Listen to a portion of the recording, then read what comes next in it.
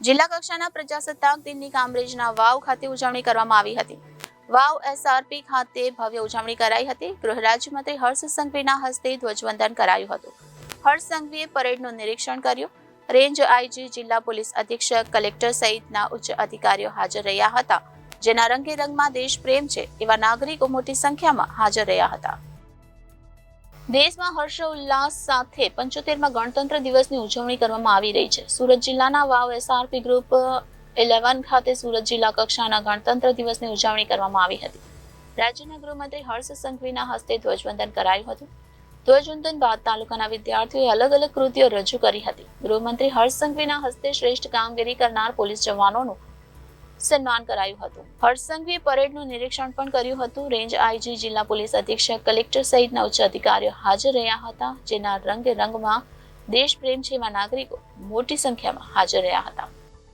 પ્રજાસત્તાક પર્વની ગુજરાતના સૌ નાગરિકોને ખૂબ ખૂબ શુભકામનાઓ. આજે વહેલી સવારથી કાશ્મીરથી લઈને કન્યાકુમારી સુધી પ્રજાસત્તાક પર્વની આપણે સૌ લોકો ઉજવણી કરી રહ્યા છીએ. સમાજના અનેક દૂષણોની સામે આપણે સૌ લોકો દેશના લોકપ્રિય પ્રધાનમંત્રી આદરણીય શ્રી નરેન્દ્રભાઈ મોદીની આગેવાનીમાં લડી રહ્યા છે. એમને આગેવાનીમાં દેશમાં 10 વર્ષની અંદર કુરિવાજો, દૂષણોની સામે આપણે ખૂબ મોટી સફળતા મેળવેલી છે. સાથે સાથે યુવાનોને રમતગમતના મેદાનો સુધી પહોંચાડવામાં દેશને આ 10 વર્ષમાં ખૂબ મોટી સફળતા મળી છે. એ જ યુવાનોને રમતગમતના મેદાનો સુધી પહોંચાડવું, માટીની રમતો જોડે જોડવી, ના કે યુવાનો ડ્રગ્સના રવાડે ચડે. તે માટે જે સામાજિક લડાઈ આપણે સૌ લોકો સાથે મળીને લડી રહ્યા છે એને આગળ વધારવાની છે.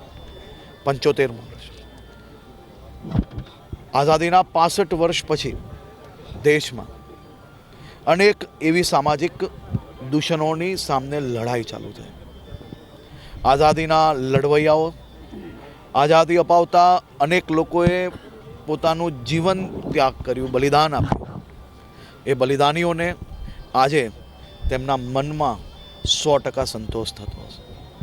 આ દેશે છેલ્લા 10 વર્ષની અંદર મેડિકલ ક્ષેત્રની વાત હોય, ગરીબ કલ્યાણ યોજનાઓની વાત હોય, ગરીબોના મકાનની વાત હોય, સ્વાસ્થ્યની વાત હોય, ભણતરની વાત હોય, તમામ દિશાઓમાં આપણે એક નવી ઊંચાઈઓ પ્રાપ્ત કરી છે.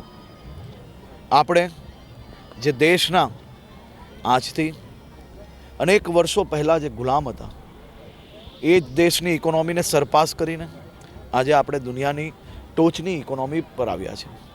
મને 100% વિશ્વાસ છે મોદી સરકાર ત્રીજી વાર જે બનશે અને દેશની ઇકોનોમી એ ત્રીજી સરકારમાં દુનિયાની 3જી નંબરની ઇકોનોમી પર આપણે સૌ લોકો સાથે મળીને પહોંચશું.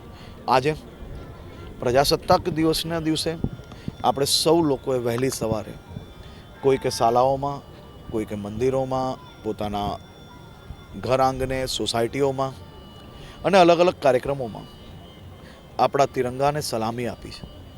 ધ્વજવંદનના કાર્યક્રમમાં આપણે સૌ લોકોએ ભાગ લીધો છે. મારી આપ સૌ નાગરિકોને વિનંતી છે કે જે ઝંડાની આપણી આન બાન શાન છે એ ઝંડો આજે ગાડીઓ પર, સ્કૂટરો પર કાંઈ લગાડ્યો હોય હવાના કારણે અને કોઈક કારણે જો નીચે પડે, જો રસ્તા પર પડે તો એને જોઈને તાત્કાલિક ઊભા રહીને એ ઝંડાને ઉચકીને વ્યાજબી જગ્યાએ જરૂરથી મૂકજો. આપણો તિરંગો એ આપણી શાન છે અને આપણા સૌની જવાબદારી છે કે આપણું એનું માન અને સન્માન જાળવવું જોઈએ.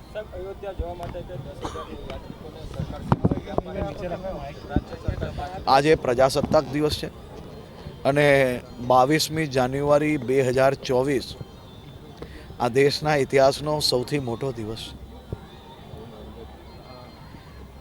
જે 22મી જાન્યુઆરીએ દેશભરમાં આપણે સૌ લોકોએ ઉત્સાહ અને ઉમંગનો માહોલ જોયો છે અને સૌ લોકોમાં ભગવાન શ્રી રામચંદ્રજીના દર્શન કરવા માટેનો ઉત્સાહ જરૂરથી છે અને મને વિશ્વાસ છે કે દેશના પ્રત્યેક નાગરિકો ત્યાં જઈને દર્શન કરી શકશે. તે પ્રકારની વિવિધ વ્યવસ્થાઓ એક પછી એક ઊભી કરવામાં આવી રહી છે. Reporter Arvind Rathod, Janadesh news, Surat.